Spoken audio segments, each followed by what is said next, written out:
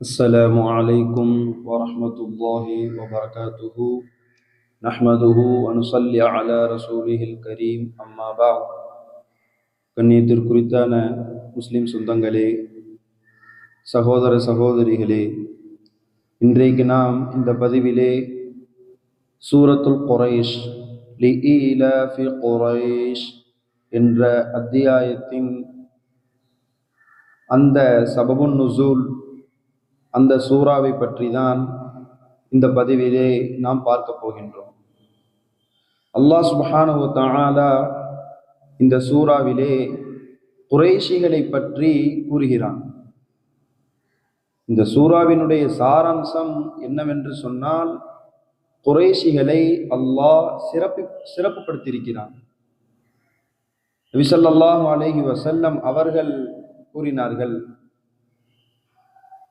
அல்லாஹ் சுப்ஹானஹு வ தஆலா இந்த குறைஷி சமூகத்தை, மக்காவிலே நபி ஸல்லல்லாஹு அலைஹி வஸல்லம் அவர்கள் எந்த சமூகத்திலே பிறந்தார்களோ அந்த குறைஷி சமூகத்தை அல்லாஹ் சுப்ஹானஹு வ தஆலா ஒரு 7 பண்புகளை கொண்டு சிறப்புப்படுத்தியுள்ளான். அந்த 7 பண்புகள், அந்த 7 சிறப்புகள் வேற எந்த கூட்டத்திற்கும் கிடையாது.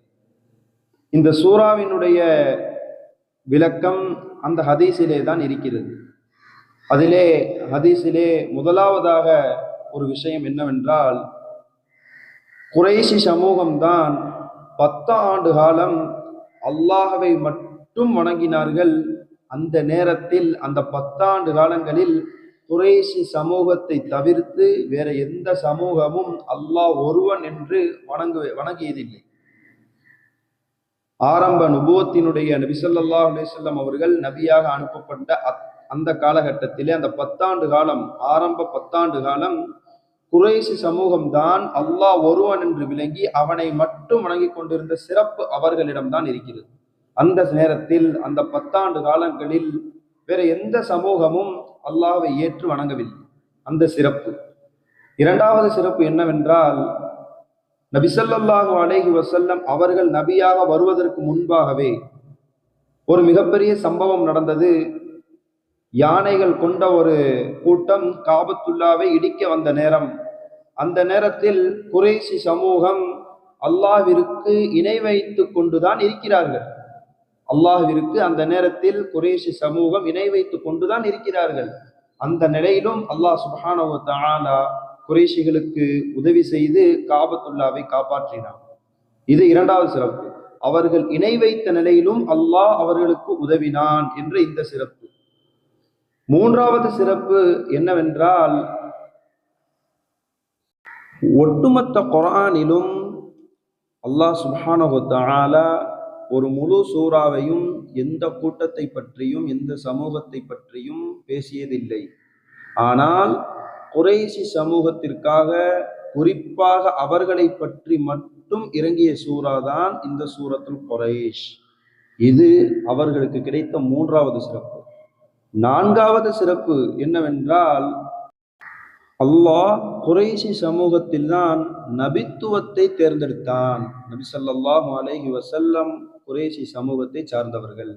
தன்னுடைய இறுதி நபித்துவத்தை, தன்னுடைய இறுதி நபியாக தேர்ந்தெடுத்தது குறைஷி சமூகத்தில் இருந்த முஹம்மது ஸல்லல்லாஹு அலைஹி வஸல்லம் அவர்களைத்தான். அப்ப இறுதி நபித்துவம் கிடைத்த சிறப்பு குறைஷிகளுக்கு உள்ளது. அடுத்து ஐந்தாவது சிறப்பு என்னவென்றால், அவர்கள்தான் காபத்துல்லாவுடைய பராமரிப்பாளர்கள், காபத்துல்லாவை நிர்வகிப்பவர்கள் அவர்கள்தான்.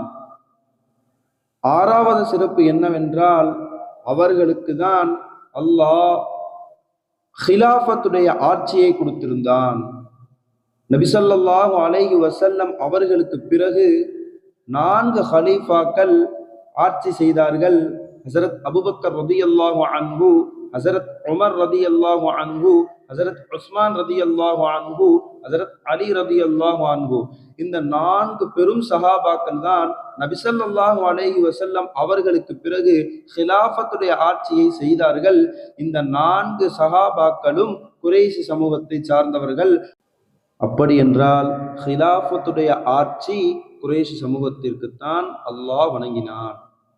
ஏழாவது சிறப்பு என்னவென்றால், ஹஜ்ஜுடைய காலங்களில் ஹாஜிகளுக்கு தண்ணீர் புகட்டும் பொறுப்பு, தண்ணீர் கொடுக்கும் அந்த பொறுப்பும் குறைஷிகளிடம்தான் இருந்தது.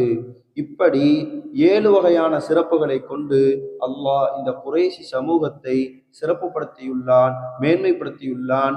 அந்த சிறப்பைத்தான், குறைஷிகளை பற்றிய சிறப்பைத்தான் அல்லாஹ் குர்ஆனிலே சொல்லி அவர்களை மென்மேலும் சிறப்புப்படுத்தியிருக்கிறான். இந்த சூரா சம்பந்தமாக உள்ள ஒரு சாராம்சமான விஷயம் என்னவென்றால், குறைஷிகளை அல்லாஹ் மற்ற சமூகத்தை காட்டிலும், மற்ற மக்களை காட்டிலும் மேன்மைப்படுத்தியுள்ளான் ஒரு சில பண்புகளை கொண்டு. அந்த பண்புகள் தான் இப்பொழுது நாம் வரிசைகரமாக ஹதீஸிலே உள்ளதை தெளிவுபடுத்தினோம். கண்ணியமானவர்களே, இது போன்று குர்ஆனுடைய விஷயங்களை பற்றி தெரிந்து கொள்வதற்கு நம் சேனலை சப்ஸ்கிரைப் செய்து கொள்ளுங்கள். மேலும் இந்த பதிவை மற்றவர்களுக்கும் பகிருங்கள். இன்ஷா அல்லாஹ் மீண்டும் அடுத்த பதிவிலே சந்திப்போம். அஸ்ஸலாமு அலைக்கும் வரஹ்மத்துல்லாஹி வபரகாத்துஹு.